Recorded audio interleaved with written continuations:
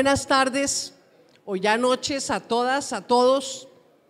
Doctor Germán, de verdad que regresar a esta sede de Asmedas, que es la sede de todos los trabajadores y trabajadoras de Antioquia, no solamente de los trabajadores de la salud, que acoge todas las buenas causas alternativas, no solamente es un honor, sino un orgullo que le quiero agradecer a usted y a todos y cada una de las personas presentes.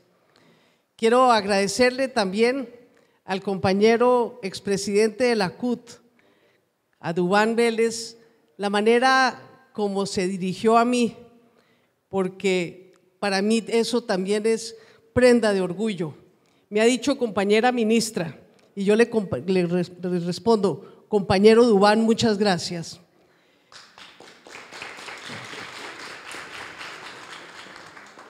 Es casual que yo esté en un ministerio.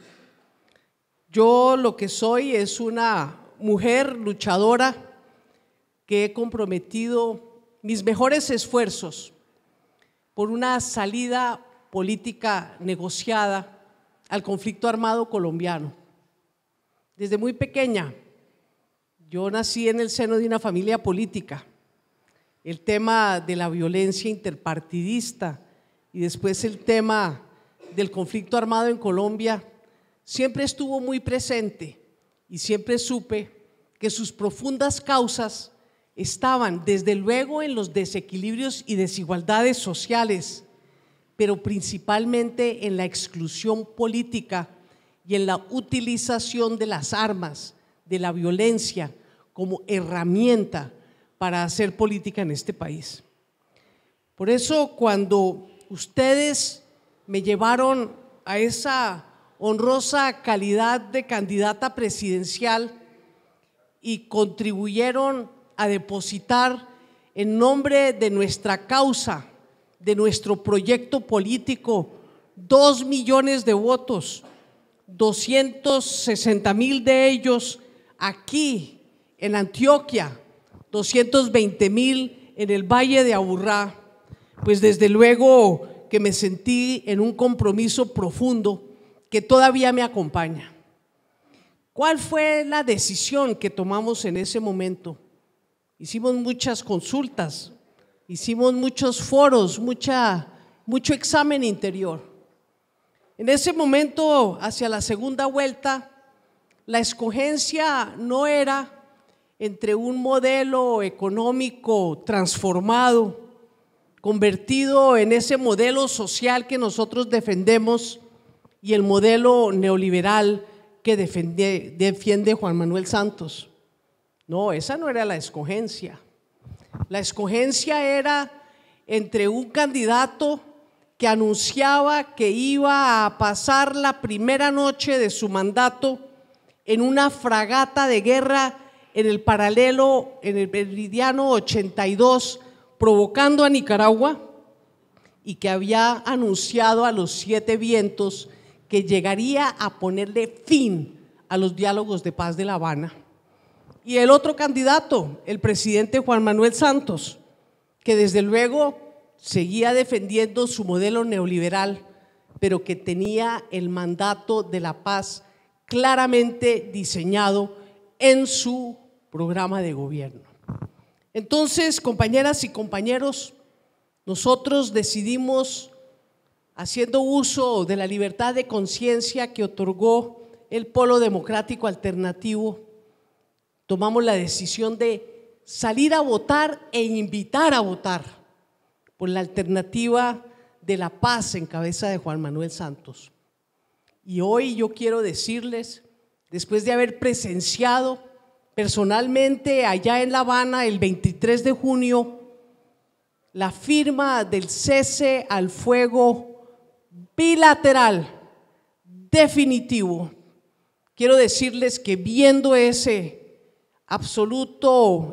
extraordinario evento y acuerdo, puedo decirles que no nos equivocamos.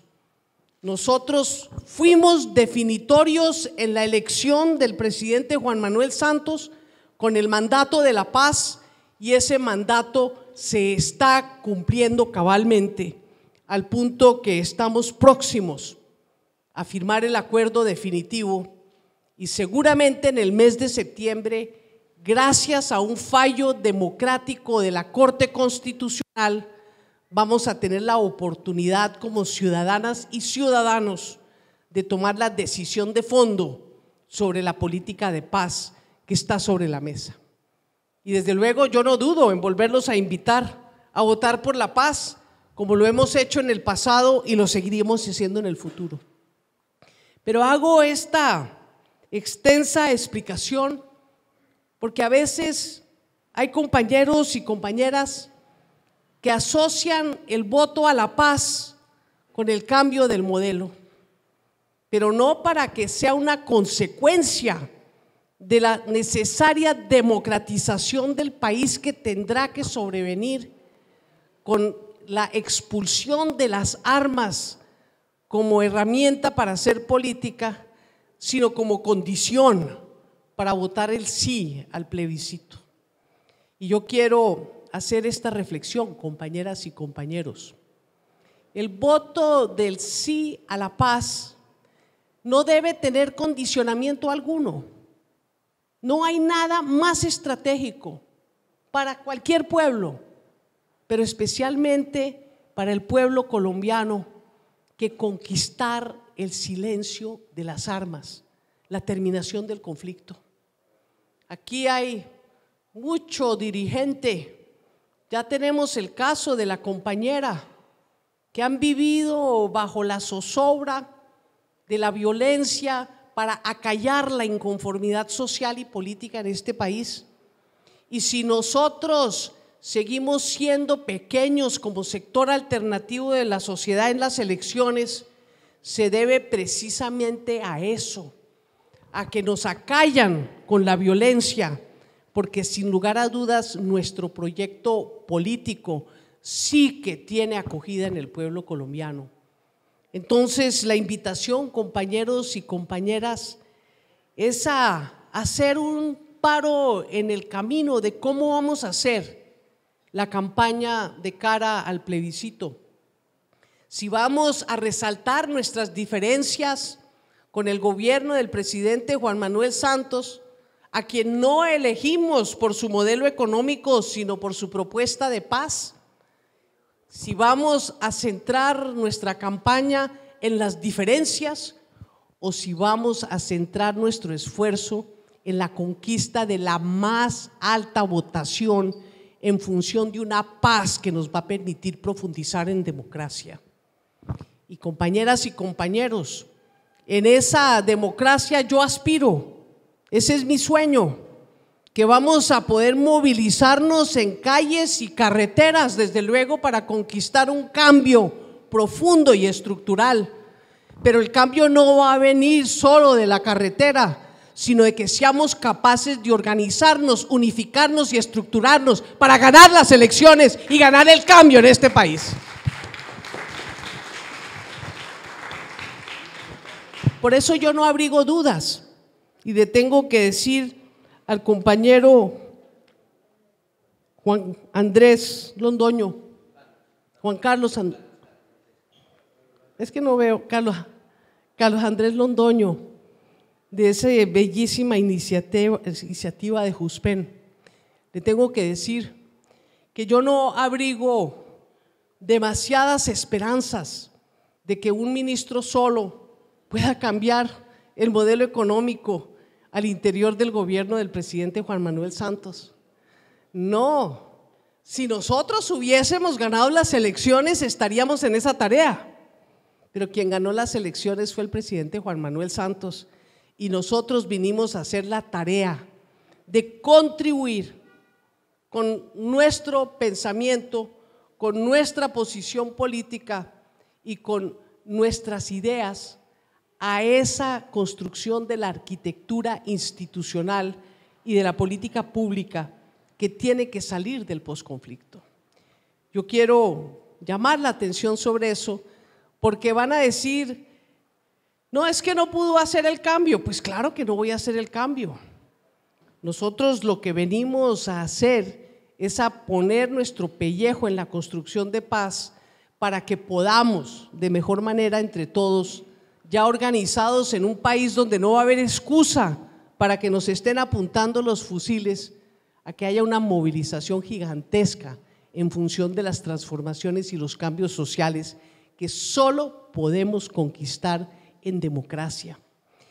Y por eso llama mucho la atención toda esta importantísima intervención de todos los compañeros y compañeras alrededor de temas álgidos del mundo del trabajo, porque sobre mucho de eso sí podemos incidir. Yo quiero empezar por decirles que me he llevado la sorpresa mayúscula en el Ministerio del Trabajo. Uno venía con mucha preocupación de cómo iba a impulsar la política progresista en materia laboral.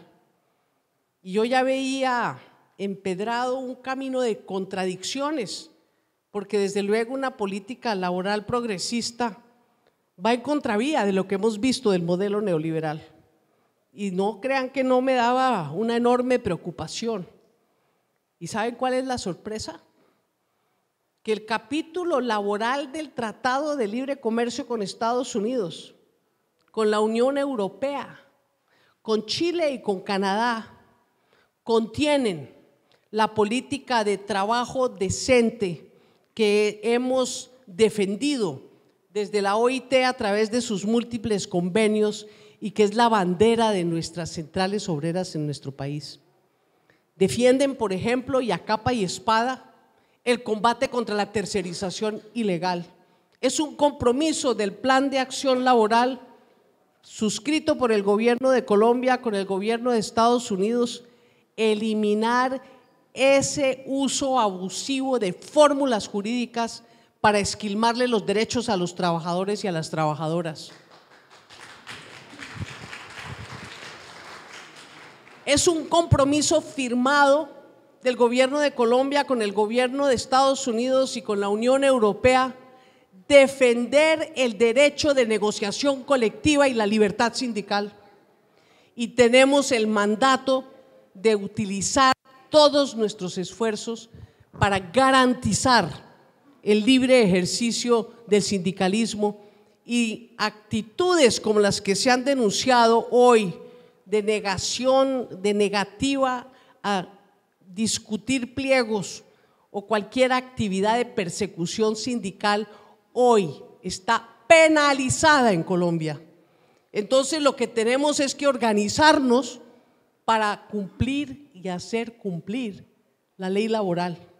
Se lo dije a, ¿cómo se llama? El de CMI, a Yamid Amat, en una entrevista que me hizo la semana en que tomé posesión del cargo como ministra.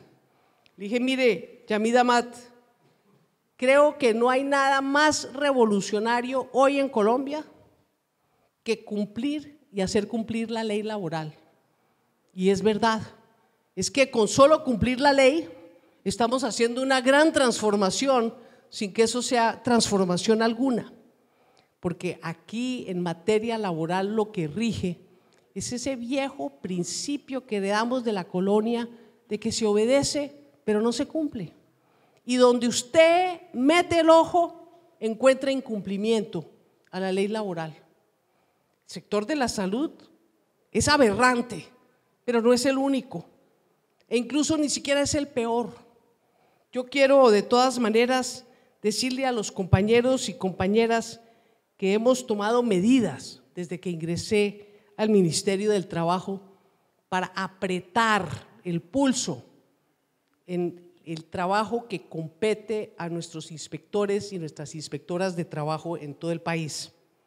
Aquí en Antioquia nos acompaña el director territorial, el doctor Juan Gabriel Jaime Urrego, y él puede dar fe que no estoy diciendo ciencia ficción. Se han sancionado 3 hospitales por tercerización ilegal: el Hospital de Caldas, el Hospital de Santa Fe de Antioquia y el Hospital de La María.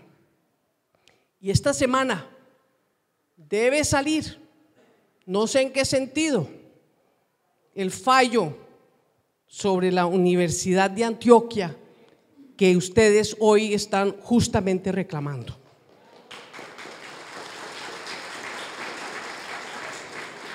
Pero le quiero decir una cosa, todo el mundo piensa que el inspector de trabajo no funciona, y es cierto. El inspector de trabajo tiene una grave debilidad, y es una debilidad que sale de la ley misma. Ustedes saben que un inspector de trabajo no tiene la facultad para declarar un derecho, así lo establece el Código Sustantivo del Trabajo.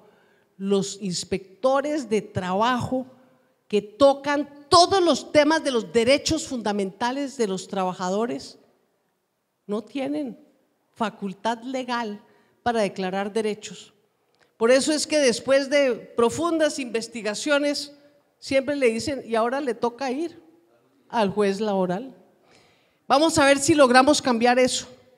Esa tiene que ser una bandera del movimiento laboral colombiano. Darle dientes a la policía administrativa para poder hacer cumplir la ley en el momento en que se incumple, y no con este viejo truco de que se obedece pero no se cumple. Y en segundo lugar, quiero llamar la atención sobre el tema que mencionó el compañero de la reforma, a esa contrarreforma laboral que fue la ley 789, que se inventó que el día termina a las 10 de la noche. Ese proyecto de ley para regresar a la jornada diurna de día ha sido presentado en el Congreso de la República. A mí me consta que por Alexander López por lo menos 4 veces, y ha sido presentado en la Cámara de Representantes otras 5 veces.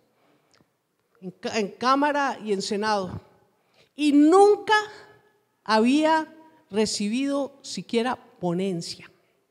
Y si recibía ponencia, esa ponencia jamás había sido discutida en la Comisión Constitucional correspondiente. Pues yo llegué al Ministerio del Trabajo y me encontré con el proyecto de ley en la Comisión Séptima de la Cámara de Representantes, y de inmediato me puse a moverlo, porque era una promesa del presidente de la República al movimiento laboral colombiano. ¿Y quiere que les diga la sorpresa? Logramos por primera vez en la historia que hiciera curso en la comisión en primer debate el regreso a la hora de las 6 de la tarde de la jornada diurna de los trabajadores y trabajadoras de Colombia. Pero no podemos cantar victoria, compañeras y compañeros. Es un debate de 4, y caramba, si tiene enemigos ese proyecto. Tiene enemigos por doquier, lo que quiere decir que eso no depende solo de lo que pueda ser un concepto favorable del Ministerio del Trabajo, porque ahora empieza la parte difícil, y es el tránsito en las cámaras legislativas, que desde luego yo estaré impulsando, pero no auguro que tengamos el éxito que yo esperaba, porque la realidad es que para sacar un proyecto en el Congreso de la República se necesita el apoyo mayoritario de todos los partidos políticos. Quiero tocar el tema de la reforma tributaria, que parece haber generado muchas inquietudes y que a mí también me las genera. No conozco el texto, pero sí he preguntado y le he auscultado al ministro de Hacienda, porque desde luego es un tema de inmensa preocupación. Primer tema es que en la reforma tributaria, en el proyecto del gobierno, no aparece la eliminación de más parafiscales.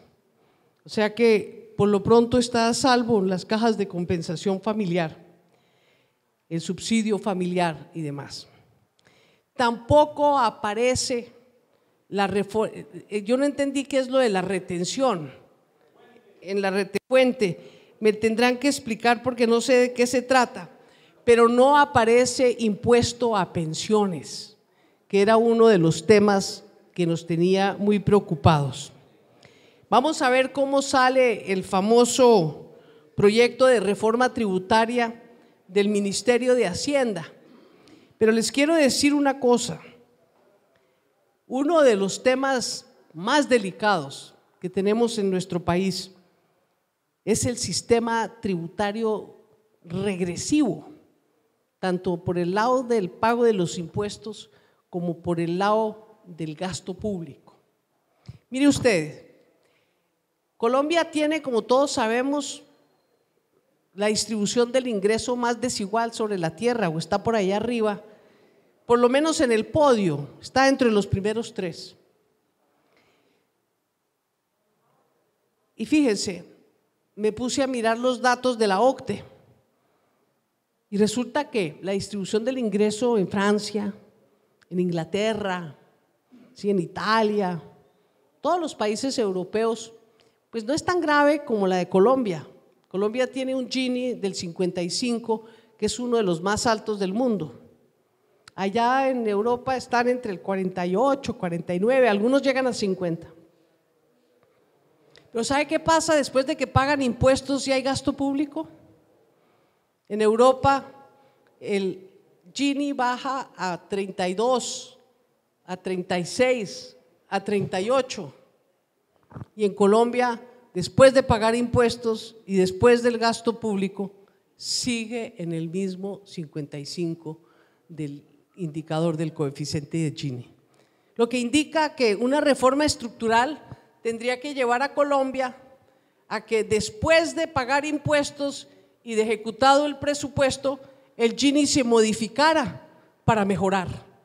Ese tiene que ser la prueba ácida de si la reforma tributaria estructural funciona, y vamos a ver si somos capaces en Colombia finalmente de que los impuestos se le cobren al que tiene la capacidad de pago, que a los que devengan los altísimos salarios, los que devengan los dividendos de las empresas, les cobren de acuerdo a su capacidad de contribuir y que no le carguen al IVA, que es el de fácil cobro, pero es el más regresivo, la función de pagar los gastos públicos.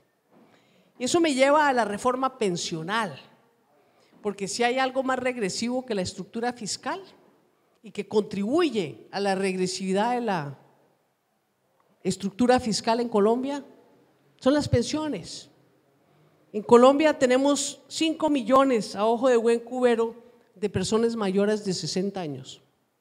Y en ese grupo, el indicador de pobreza extrema y de pobreza, según los indicadores de Colombia, es el más alto de todo el continente americano.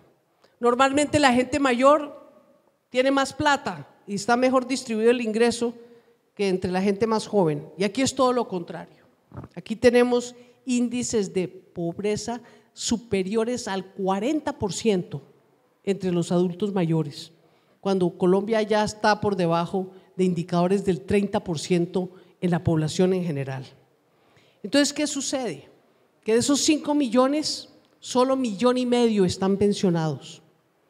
Y de los que están pensionados, el 60% devenga una pensión de un salario mínimo legal. Ahí vamos viendo cómo estamos de mal en el sistema pensional y cómo la regresividad de ese sistema está redundando en contribuir a que Colombia sea uno de los países más desiguales, porque se gastan anualmente 36 billones de pesos que pasan por el Ministerio del Trabajo y de los cuales ni siquiera alcanzamos a oler su cuantía, porque se van directamente a Colpensiones para pagar las pensiones. Pero ese recurso del presupuesto no se está dirigiendo a los más pobres, se está dirigiendo a los de más altos ingresos. Y para terminar esta parte de mi intervención, quiero plantear el tema del SENA, porque el SENA hoy en día está llamado a jugar un papel fundamental. Se está reestructurando la educación superior en Colombia y se está estructurando con dos pilares equivalentes, porque hoy en día miramos la educación técnica, la tecnológica, los aprendices del SENA como si fuera una educación de menor calidad o de menor jerarquía que la universitaria.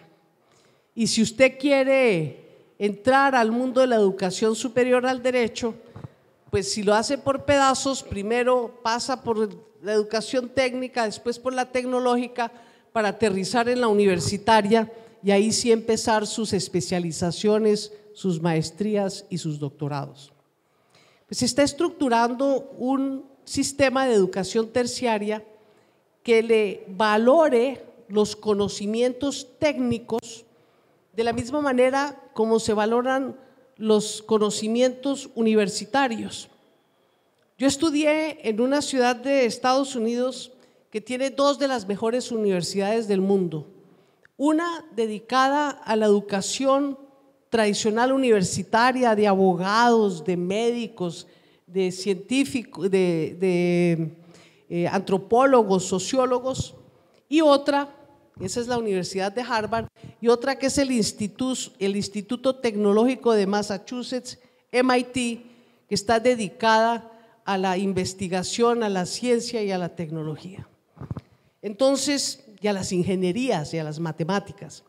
Entonces, lo que queremos hacer en Colombia en ese sentido es equiparar los conocimientos para que el estudiante que ingrese o por el lado universitario o por el lado técnico y tecnológico pueda tener vasos comunicantes entre uno y otro, y principalmente que los técnicos puedan, a través de 8 niveles de competencias, llegar por ese conducto a hacer sus maestrías y sus doctorados sin necesidad de pasar a conseguirse un título académico universitario.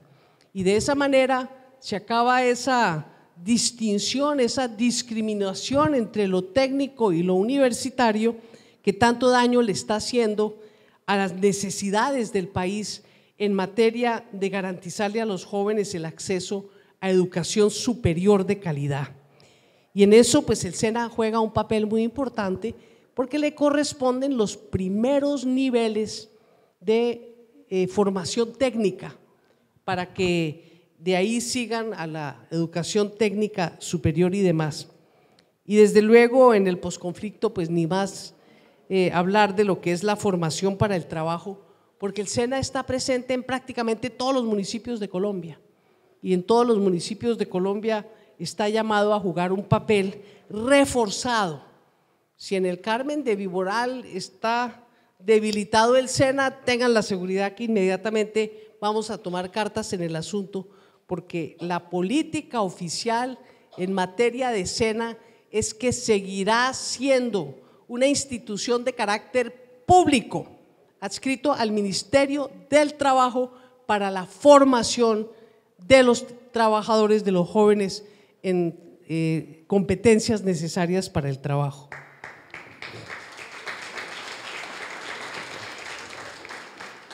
Y finalmente, quiero convocarlos a que hagamos un esfuerzo enorme. Yo pienso que el plebiscito posiblemente sea convocado para el mes de septiembre, a más tardar para el mes de octubre. Eso es pasado mañana. Eso se pasa así, es que son 2 meses. Aquí está la gente que más cree en la paz de Colombia, la gente que necesita la paz, la gente que ha sufrido los peores efectos de la guerra. Si Colombia aparece como un paria a nivel internacional, es por la violencia política, por la violencia ejercida contra los sindicalistas, contra los defensores de los derechos humanos, contra ese gran cuerpo de dirigentes que representan la inconformidad política y social del país. Y por eso nosotros somos los llamados a jugar un papel preponderante, porque nosotros sí sabemos lo que es la guerra, necesitamos la paz para poder construir la democracia que nos permitirá generar la correlación de fuerzas para el cambio en nuestro país. Por eso los convoco a que nos organicemos. Esta sede está muy buena para que desde aquí se pueda lanzar una gran campaña de todos los sectores sociales y alternativos por el sí a la paz en el plebiscito. Muchísimas gracias.